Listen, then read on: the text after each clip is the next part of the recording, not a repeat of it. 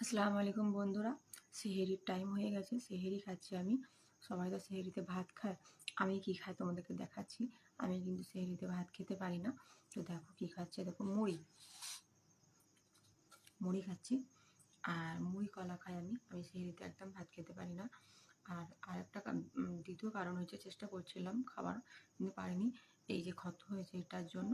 আর দ্বিতীয় তোমার দাঁতের যন্ত্রণা শুরু হয়েছে, তো তার জন্য। আর ঠান্ডাতে হালকা ঠান্ডা আছে, যেহেতু গরম এখনও ভালোভাবে পড়েনি, হালকা ঠান্ডা হালকা গরম মৌসুমে আবার ধরো ফার্স্ট হঠাৎ করে ভাত খাওয়া অসম্ভব। তো ভাত খেতে পারি না, ভাত খাচ্ছিও না। আর আমি এটাতেই আমি খুব খুশি আছি, ভালো আছি। আর এই মুড়ি খেয়ে রোজা করতে খুব ভালো।